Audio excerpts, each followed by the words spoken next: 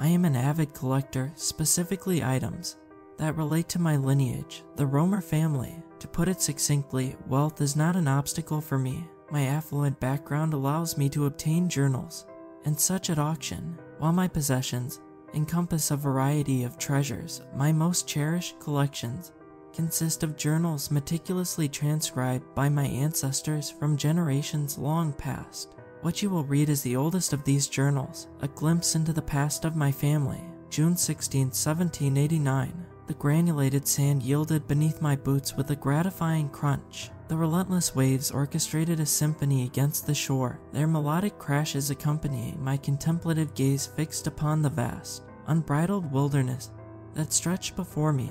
Glancing backward, I beheld the Constitution gently swaying amidst the offshore waves. The beach sprawled with palm trees, their verdant fronds undulating in harmony with the brisk breeze. Upon the arrival of the second raft, my companions disembarked with eager anticipation. "It's colossal," exclaimed William, his voice awash with excitement.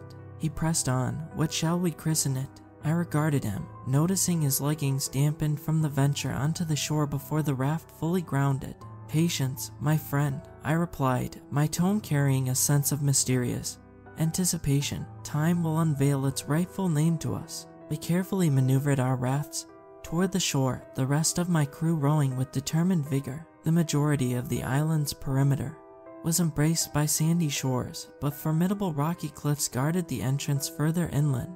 We ventured inward, following a sweeping valley that gracefully ascended, granting us passage into the heart of this vast island.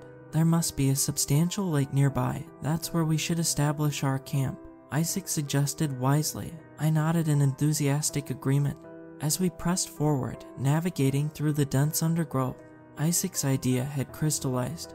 When we circled the island, passing by an awe-inspiring waterfall, one of the most magnificent I had ever beheld in my life. Before long, we arrived at a clearing, dappled with sunlight filtering through the leaves of ancient oaks and delicate lines of trees. It was an ideal spot, destined to be our temporary sanctuary. Through a narrow corridor of trees, a vast lake emerged into view, its pristine waters reflecting the grandeur of the surrounding wilderness. "Here shall be our abode," I declared authoritatively, and our collective efforts commenced.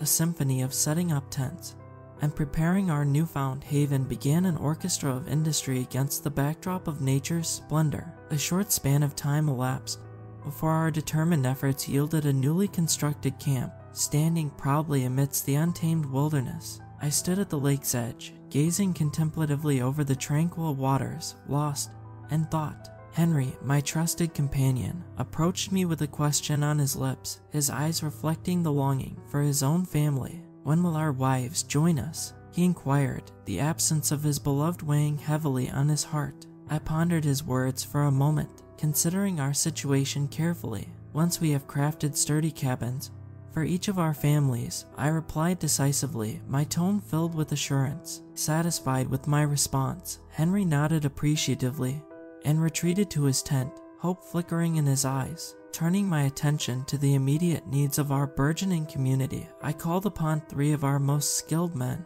Daniel, Matthew, and Thomas. Armed with muskets, they ventured forth into the wilderness, their mission clear: to provide us with fresh game from the island's bountiful wildlife for our evening supper. Meanwhile, the rest of us, fueled by the burning desire to reunite with our families, commenced the arduous task of felling trees. Each stroke of the axe reverberated with determination, our collective efforts symbolizing the steadfast resolve to create a haven where our loved ones could soon join us. The ache of their absence spurred us on, transforming our weariness into a driving force, propelling us toward the shared dream of a life together on this new, promising land. With each passing hour, our anxiety mounted. The day dragged on, and still, there was no sign of our hunting party. Nightfall brought a sleepless night, the darkness echoing our worry. As the first light of dawn crept in, our hope dwindled. The absence of our companions left us in a state of uncertainty and fear, wondering what fate had befallen them in the wilds. June 17, 1789. Awakening to the chill of the morning, I quickly donned my clothes and stepped out of my tent. my stomach rumbling from the previous night's hunger. Around me, the rest of my crew slumped lazily, their faces etched with worry for our missing companions. Just as I was about to address the day's task, two figures emerged from the woods, one supporting the other, clearly injured. It was Matthew and Thomas. Where was Daniel? We ushered them to sit and handed them water while Isaac tended to Matthew's wounds. Their eyes held a mixture of fear and disbelief. We pressed them gently to recount their ordeal. Thomas spoke, his voice quivering with terror. We got lost, but something sinister trailed us in the darkness. He began, his hands shaking. It haunted us with cunning intelligence. It stalked our steps through the night, Daniel at the rear. We heard his screams pierce the night air. His voice trembled, tears welling up. It yanked him into the shadows before we could react. By the time we turned, all we heard were his fading cries. His breathing grew rapid. It toyed with us, a nocturnal entity, tall and gaunt. It's not human, but it's smart. It let us live, but I don't know why, he concluded, his voice trailing off in bewilderment. A heavy silence settled over us, the weight of the unknown pressing down upon our hearts. The island, once full of promise, now harbored a sinister secret, something beyond our understanding. We exchanged troubled glances, realizing that our survival on this island was not just a matter of physical endurance, but also a test of our mental fortitude against an inexplicable foe. Bearing a heart heavy with disappointment, I directed my men to pack up and rendezvous with me at the beach. I trudged through the thick undergrowth, a defeated air surrounding me. How swiftly our grand ambitions had crumbled. Merely one day on this island, and we were already forced into retreat. Thankfully, I had the foresight to pack supplies for a possible return journey. Yesterday night, I had nearly consumed them, a decision I now was profoundly grateful I hadn't made. As I descended the valley leading to the beach, I gazed out at the waves, a glimmer of hope in this otherwise dire situation. Yet, reality came crashing down upon me like a relentless storm. Our rafts, the lifeline that could carry us back to the towering Constitution, were nowhere to be seen. Panic gripped me, and I broke into a full sprint, my voice carried away by the wind. As I shouted in desperation, my companions, their expressions filled with both sorrow and increasing fear, halted, waiting for my explanation. Amidst their horrified faces, a barrage of questions assailed me. Could we swim out to the ship? It was a futile idea. Not everyone among us could swim, and all the rafts had been brought to shore and had now vanished. Bringing the ship closer to the island would only trap us further. Yet, the most pressing question loomed above all others. How would we endure the impending night? I pondered, evaluating our options with a heavy heart. We needed a plan, a way to defend ourselves against the unknown threat lurking on this island.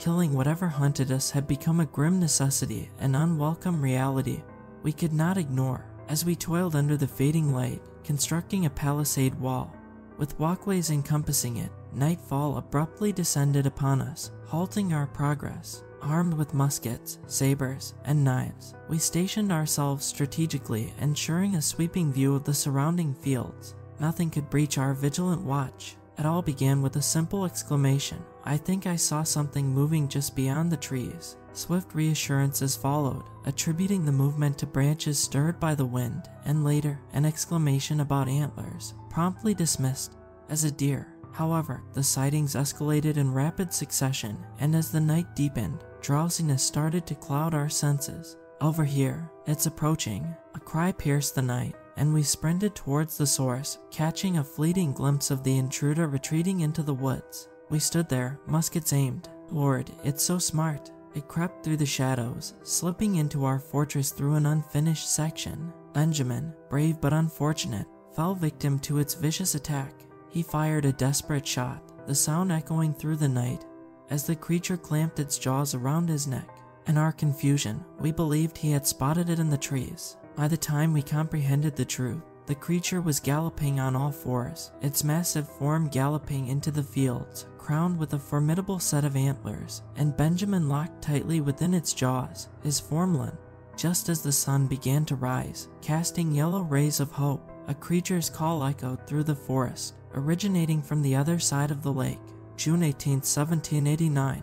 It feels as though a considerable span of time has slipped away, more than the actual hours that have ticked by. We slumbered through the morning, only stirring from our restless sleep as the afternoon sun bathed us in its harsh light. Hunger gnawed at our bellies, a relentless reminder of the meager sustenance we'd consumed. With the black shroud of night lifted, we took in the aftermath of the creature's presence. Stakes thrust into the earth, bearing the grim visages of various animal heads skewered upon them, marred the landscape. However, the most harrowing sight awaited us when we stumbled upon the lifeless form of Daniel suspended from a tree. Tenderly, we lowered his lifeless body and provided him a solemn burial beneath the shadow of a towering oak. A pall of fatigue weighed heavily upon us as I issued the day's orders. 10 of us remained, our diminished numbers a constant reminder of our perilous situation. 2 would embark on a hunting expedition, for without sustenance, our chances dwindled. Isaac and I would scour the island in search of sanctuary or a means of escape. The remainder would labor tirelessly to complete our fortifications, the only shield between us and the mysterious nocturnal terror that haunted these wilds. Isaac and I ventured deeper into the wilderness, marveling at the untamed beauty that surrounded us. Despite the breathtaking scenery, the ever-present threat of the nocturnal beast lingered, casting a shadow over our awe. Muskets gripped tightly in our hands, I carved markings into the trees so we may return. Each step, each sound, carried the weight of an unshakable fear. What if the creature defied its nocturnal nature, lying in wait to ambush us? We dared not take any chances. Our journey led us to an unexpected discovery, a burial ground, a sacred place adorned with rocks arranged in intricate patterns. The beauty of the sight was momentarily eclipsed by the startling realization that we were not alone on the island. Other people, the island's natives, stood before us, their torsos bare, armed with spears and bows. They surrounded us, their eyes fixed upon us with a mix of curiosity and wariness. At spear point, we were guided to the edge of the island, where a swamp spread before us, acting as a natural barrier against intrusion. We passed through the murky waters and entered a secluded section of forest, isolated from the mainland except for the swampy expanse. The natural fortifications of the land became evident. We were escorted through their camp, eventually arriving at a house perched atop a hill. Inside, a native sat cross-legged at the center, deep in meditation. 2 guards flanked the entrance. As we settled in, anticipation hanging in the air, a man in the middle, his English heavy with accent, broke the silence. "The beast has hidden your rafts, your sole means of escape," he said solemnly. I met his gaze and replied, "Yes, sir. It seeks a challenge and a manner of speaking. You must confront it, as we have done countless times before." I stood, awaiting further instructions. "Currently, you are perceived as feeble deer. Transform yourselves into wolves," he declared. His meaning dawned on me. If we displayed strength, the creature might allow us to leave.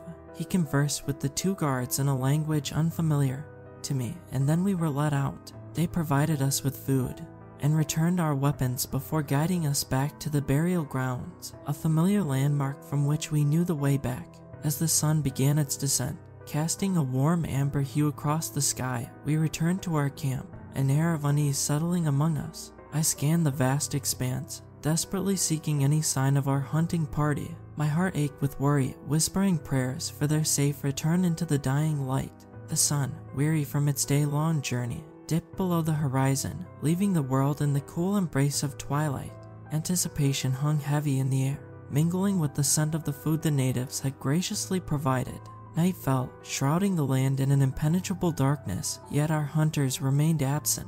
Despair clung to us, its weight unbearable, for we knew the cruel fate that often befell those left out in the obsidian night. Silently, we stared into the surrounding fields, the night alive with mysterious sounds that reverberated through the air. My eyes caught a movement, a shadow striding on 2 legs in the distance. Instinctively, my fingers tightened around the cold metal of my rifle, and I fired. The sharp crack of the shot echoed in the stillness. My companions rushed to my side, our collective breaths suspended, as the figure crumpled to the ground. With cautious steps, 2 men and I approached the fallen form, our hearts drumming in our chests. Dread pulled within me like ice water as we drew nearer. It was one of our hunters, his eyes wide with terror, his hands cruelly bound, and a gag stifling his voice. The night seemed to grow even darker around us, as the reality of the situation settled like a lead weight in my stomach. The monstrous creature, a nightmare given form, launched itself at us with terrifying speed. Its enormous jaws, lined with rows of razor-sharp teeth, clamped down around his neck with a bone-chilling crunch. A sickening sound of tearing flesh filled the air as the beast pulled upwards, ripping a gruesome chunk out of his side. In an instant, he was gone, his anguished cries silenced by the relentless savagery of the creature. Panic surged through my veins like wildfire as I turned and sprinted, my feet pounding against the forest floor in a desperate bid for escape. Beside me, my companion matched my frantic pace, but he fell behind, his breaths coming in ragged gasps. With a terrifying swiftness, the creature snatched him up, his body disappearing into the darkness, as if he had never been there. Meanwhile, my other friend lay limp and lifeless within the beast's merciless jaws, his body a haunting reminder of the horror we had just witnessed. I managed to reach safety, my breaths coming in heaving gasps. As I clung to the shuddering edge of terror, trembling like a leaf in a storm, I forced myself to confront the brutal reality of what had occurred. The night dragged on, shrouded in an unsettling silence broken only by the echoes of our panicked breaths. Despite the absence of the creature, its malevolent presence lingered, casting a sinister shadow over our thoughts. We dared not lower our guard, our eyes fixed upon the ominous tree line, the darkness beyond filled with unspeakable horrors. June 19, 1789. Only 6 of us remained now, a mere shadow of the men we had arrived with. Terrified, we clung to one another, our eyes haunted by the horrors that lurked in the enveloping darkness. The morning had brought its own nightmare, the necessity to amputate Matthew's leg, the injury inflicted by the creature now festering with infection. The ordeal was a grotesque dance with death, the agony of the decision cutting deeper than any physical pain.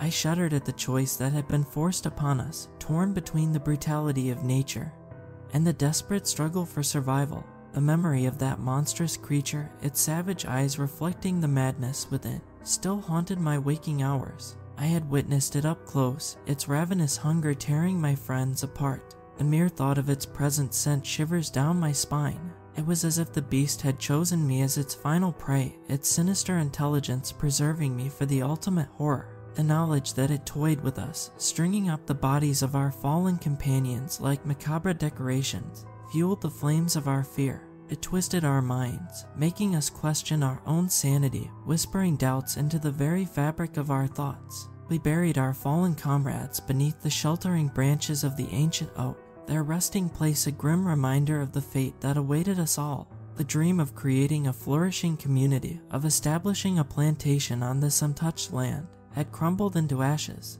How naive I had been, leading my men unwittingly into this trap. We were no more than deer fleeing from a relentless predator, our hunter a cunning and merciless wolf.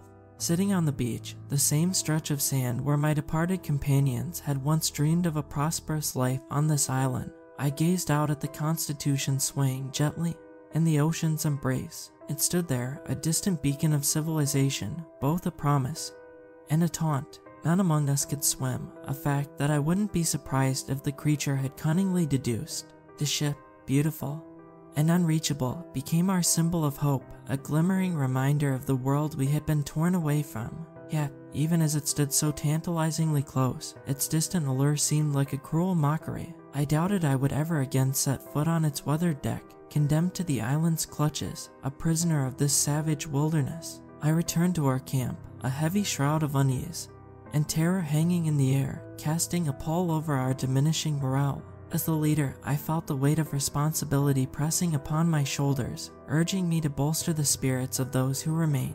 Gathering the survivors around me, I delivered a speech, each word laden with the urgency of our situation, trying to ignite the flickering flames of hope within their weary hearts. If we passively await the nightly onslaught of this beast, it will methodically pick us off, stringing us up like the unfortunate souls before us, I declared, my voice resonating with both determination and desperation. We must become the hunters, confront this malevolent force, and reclaim the power it has stolen from us. We are not mere prey, we are warriors, and it's high time we show this creature the strength of our resolve. Silence hung in the air after my words, heavy with the acknowledgement that remaining idle was not an option. With a collective determination, we packed up our essentials, the tangible remnants of our shattered lives, and ventured into the foreboding depths of the island. Dawn painted the sky with hues of soft gold and fiery orange, casting an eerie glow upon the ancient trees that surrounded us. Led by an instinct, a hunch born from fear and desperation, I guided our group toward the second part of the island where the creature's haunting howls had echoed. It was in that direction that our initial hunting party had encountered the beast, so it seemed logical that we would find some trace of its presence there. We followed the serpentine path next to the Grand Lake, its mirrored surface reflecting the towering mountains that loomed protectively over us. Every step we took was a communion with nature's grandeur, marred by the terror that lurked within its shadows. I stole glances at the rocky ridge that skirted the lake, its majesty juxtaposed against the malevolence we sought to confront. As I gazed upward, the tallest mountain, a sentinel of the island, seemed to touch the heavens, casting its imposing silhouette against the waking sky. Despite the terror, a part of me couldn't help but marvel at the island's raw, untamed beauty. In another life, under different circumstances, I might have wished to call this place home, but for now, it was a battleground, a place where our struggle for survival played out amidst the awe-inspiring grandeur of nature. As we ventured deeper into the heart of the island, we stumbled upon a hauntingly familiar sight, a grim display of skulls impaled on pikes, standing sentinel before the entrance of a vast cavern. An unsettling mixture of terror and morbid fascination washed over me. The ghastly spectacle bore testament to the creature's savagery, a chilling reminder of the danger that lurked in its domain. Despite the paralyzing fear that gripped our hearts, a glimmer of dark hope began to flicker within me. Navigating through the very hunting grounds where this malevolent force prowled was undeniably perilous, yet the alternative, a direct confrontation within its lair, seemed a far better option. In that moment, a daring plan formed in my mind. If we could locate its lair, perhaps we could stage an ambush while the beast slumbered, finally gaining the upper hand in this harrowing ordeal. As the adrenaline coursed through my veins, a newfound sense of determination welled up within me. For the first time in a long while, a spark of hope ignited within the depths of my despair. With caution etched into every step, we pressed onward, guided by the grim procession of skulls that marked our path into the heart of darkness. Amid the flickering glow of lanterns, casting eerie shadows upon the cavern walls, a profound sense of insignificance overwhelmed me. I stood, a mere speck in the vastness of the immense chamber before me, its yawning corridors stretching in every conceivable direction. The realization struck me like a tidal wave. We were now within the very heart of the creature's domain. Here, within the labyrinthine depths of this cave, it held an intimate knowledge that far surpassed its familiarity with the forest above. Yet, demonstrating our defiance, proving that we were not mere prey, remained paramount in my thoughts. As we pressed forward with unwavering determination, our journey led us into a colossal chamber within which a grotesque sight met our eyes. Piles of bones scattered haphazardly across the floor. Some were unmistakably human, while others belonged to animals, their remnants now nothing more than remnants of past life. As I surveyed this macabre scene, my conviction in the creature's intelligence deepened. However, what truly jolted me into a realization of its cunning was a chilling discovery etched into the cave wall. The word hello, carved into the stone with deliberate precision. The cavern's walls bore witness to more of the creature's unsettling creations, crude sketches depicting the island, strategic plans for an assault on the natives' camp, and intricate renderings of the very cave system we now traversed. Each detail was meticulously captured in my journal, a record of the horrors we had encountered. Yet, amidst the chaos of illustrations, one drawing gripped my heart with icy fingers, a ship adrift on the vast expanse of the ocean, unmistakably my own vessel. Below it, in crude, hastily etched letters, a single ominous phrase sent shivers down my spine. Behind you, amid the echoing darkness of the cave, the chilling resonance of Matthew's screams clawed at our ears, drowning us in a cacophony of fear. He was yanked further into the heart of the labyrinthine system, his desperate cries reverberating off the cold stone walls. In his wake, all that remained was a hastily fashioned peg leg, a crude testament to the horror he had endured. The air was thick with terror as some of my men, driven by a surge of adrenaline, pursued him. disappearing into the depths of the cave. Others succumbed to their primal instincts, fleeing deeper into the unknown, their panicked footsteps fading into the abyss. Yet, amidst the chaos, Isaac and I stood frozen, our eyes locked in a mix of shock and determination. The reality of the situation slowly gripped us, compelling us to action. Bravery, we knew, was the only currency that might earn the respect of this malevolent force. Ignoring the paralyzing fear, we ran, our footsteps echoing in the hollow silence. In the claustrophobic confines of the cave, where shadows danced eerily on the walls, we became the embodiment of unwavering courage, our resolve etched onto our faces like ancient runes, a testament to the defiance that simmered within us. Meanwhile, the rest of our companions, lost in a frenzy of terror, darted aimlessly through the maze-like passages, their cries of anguish fading into the abyss. As we ventured deeper into the cavern, the atmosphere grew dense, causing my ears to pop from the changing pressure. Our footsteps, deliberate and cautious, resonated off the ancient walls, creating a haunting melody in the silence of the underground abyss. Emerging into a chamber, we found ourselves surrounded by a peculiar sight. Leaves, brought in from the outside world, carpeted the ground, creating an odd juxtaposition between the natural world and the eerie confines of the cave. It became clear that we had stumbled upon the creature's den, a place where the line between the wild and the primal blurred into one chilling reality. In the midst of our contemplation, a scream, laced with unimaginable agony, shattered the silence. The sound seemed to reverberate from all directions, disorienting our senses and filling the chamber with an ominous resonance. The very walls seemed to quiver in response to the unearthly cry, a stark reminder of the malevolence that dwelled in the shadows. Along with the haunting sound, an overpowering stench wafted through the air, assaulting my nostrils with a putrid mixture of decay and death. I dared to peer into a smaller alcove, hoping against hope that the source of this foul odor was merely animal remains. However, what met my eyes was a gruesome tableau. Flesh, most of it rotting, lay strewn across the chamber floor. My heart clenched with dread, the realization settling in that we were now deep within the lair of a monstrous predator, surrounded by the remnants of its ghastly feast. I prayed silently that this carnage was solely the product of the creature's animal kills, but the nagging fear of human remains lingered like a chilling specter in the back of my mind. In the wake of that most recent scream, a brutal reminder of our dwindling numbers, only 4 of us remained, our desperate footfalls echoing through the caverns that had become our dismal refuge. It was a damning truth. 12 vibrant souls had ventured into this isle, and now only a fraction remained. I couldn't shake the weight of my failure. As a leader, my heart heavy with the knowledge that I had let down my crew, my friends, my companions. They were trapped in this subterranean nightmare, ensnared in the very jaws of the creature that claimed this desolate underworld as its domain. Amidst the grim echoes of loss, we stumbled upon a small stream, its waters running with a chilling perfection. The liquid, untouched by sunlight for what felt like an eternity, promised a rare respite. Isaac and I, parched from our harrowing journey, eagerly bent down to drink. The sensation of chilled water against my lips was a luxury I hadn't experienced in months, a fleeting moment of solace amidst the chaos that surrounded us. Yet, our momentary relief was shattered by another scream, this one abruptly cut off, its echoes drowned out by the sinister victory cries that followed. It was as if the creature reveled in our fear, its cruel laughter echoing through the caverns, a macabre soundtrack to our desperate plight.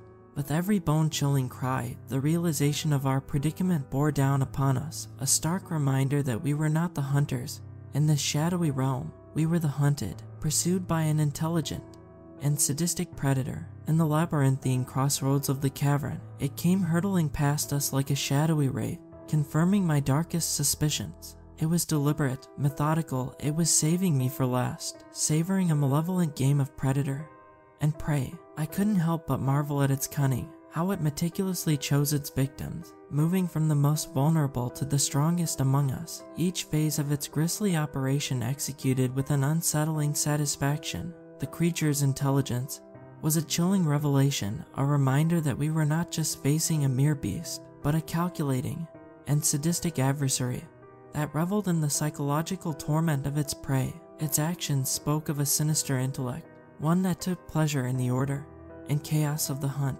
turning the depths of the cave into a nightmarish battleground where survival was a fleeting hope. We stumbled upon the remains of one of our companions, a gruesome tableau of horror etched into the very walls of the cavern. His lifeless body hung suspended by both arms, grotesquely displayed in the dim, flickering light of our lanterns. From the waist down, he was entirely absent, leaving a macabre void where his lower half should have been. Beneath him, a sickening pool of blood, intestines, and viscera lay in a grotesque heap, a chilling testament to the savagery that had befallen him.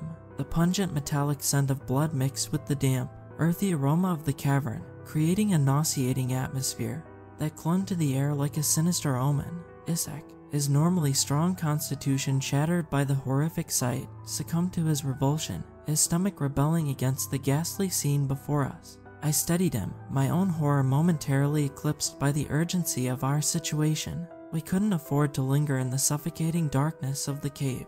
We needed to move forward, to find an escape from this subterranean nightmare, to seek out the elusive exit that might offer us a sliver of hope. The thought of joining the natives, once a glimmer of optimism in our dire circumstances, flickered in my mind like a distant candle in the blackness. Yet, hope was a fragile thing, easily shattered by the relentless pursuit of the beast that haunted us. Lost in the labyrinthine depths of the cave, every step forward felt like a plunge into the unknown, a gamble with our lives. The beast, cunning and ruthless, was still hunting us, its echoing cries resonating through the tunnels like a harbinger of doom.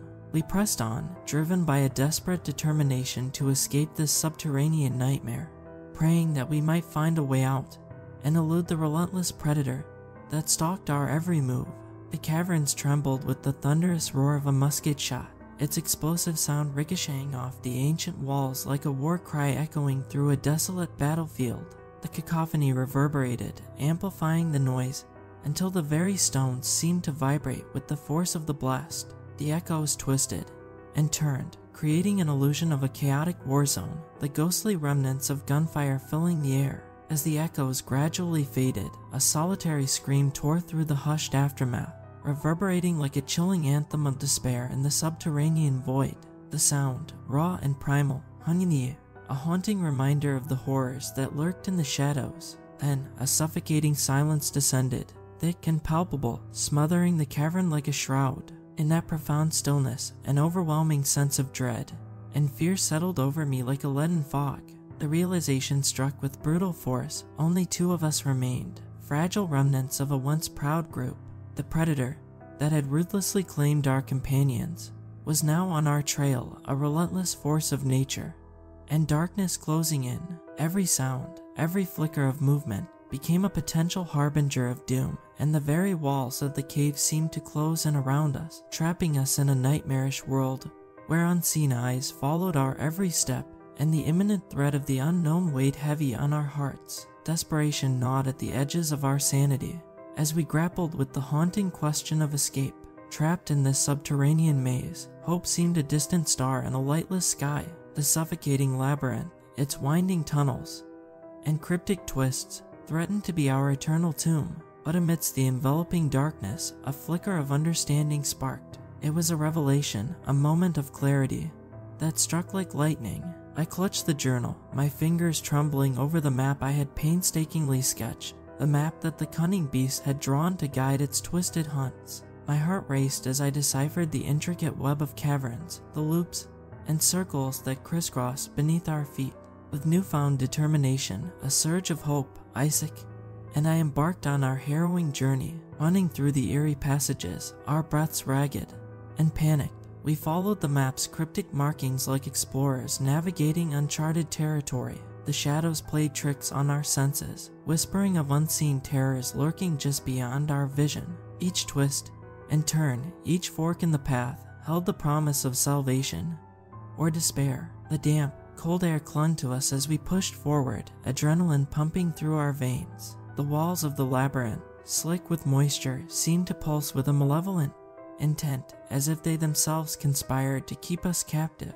But we pressed on, driven by the fragile hope that this map, this newfound knowledge of our prison, would be our guiding light in the darkest of nights. Our footsteps echoed through the endless passages, a haunting cadence that marked our race against time and an ever-watchful predator. As we pressed onward through the oppressive darkness of the labyrinthine caverns, time itself seemed to warp and twist. Each step we took echoed with the weight of our determination, and the air grew heavy with a palpable sense of dread. Our journey through the cryptic tunnels stretched on, the walls of the cave, slick with moisture, bearing silent witness to our struggle. Gradually, a glimmer of recognition began to pierce through the fog of our disorientation. The rugged terrain, once alien and foreboding, now revealed familiar contours and shapes. It was as if we were retracing the steps of a long-forgotten dream. The gnarled formations of the cave walls, the eerily distorted shadows, all conspired to lead us back to a place we had once desperately sought to escape.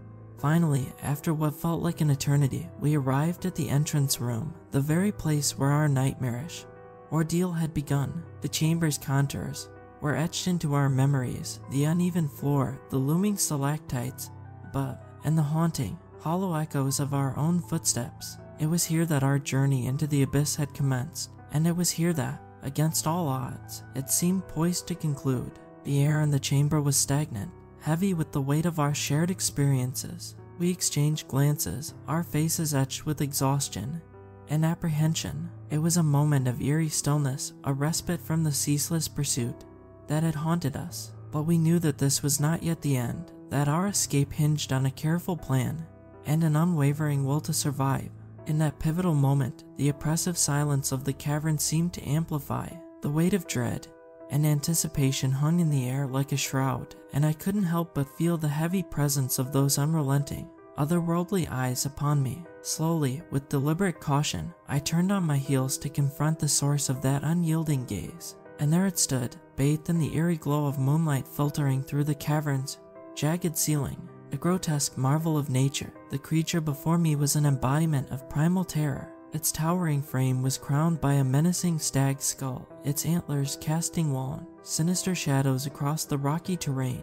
Every sinew and muscle of its lithe body seemed honed for the relentless pursuit of prey. As the darkness of the cavern enveloped us, I felt a cold, palpable tension in the air. It was a standoff between hunter and hunted, a macabre ballet of survival. My fingers inched toward the hilt of my saber, the weapon that would decide my fate in this dire encounter. The creature mirrored my readiness, its predatory instincts coiled like a spring, and those malevolent eyes locked onto mine. The seconds stretched into an eternity, as we dared each other to make the first move. In the dim light, I observed the creature's sinuous form tense, its anticipation hanging heavy in the air. It seemed poised to strike, to execute its predatory dance. But it was our mutual resolve that shattered the silence. Simultaneously, as if guided by some unseen force, we lunged forward. I unleashed a primal scream, a chorus of emotions, anger, determination, and sheer will to end this nightmarish ordeal. The creature, too, reacted with lightning speed, its gaping maw snapping shut in an attempt to claim me as its prey. But I sidestepped with a grace forged in desperation and survival. My saber sang through the air, a silver streak in the moonlight, as it met flesh with a sickening thud. The creature recoiled, its eyes registering surprise as it gazed upon the gash I'd inflicted. In its moment of vulnerability, I struck again, a savage arc across its sinewy back. A cacophonous roar filled the cavern, a symphony of pain and rage. I found myself beneath the creature, our eyes locking in a deadly contest of wills. It wasn't merely trying to kill me, it was trying to break my spirit, to savor the fear in my eyes. But fear had no dominion over me.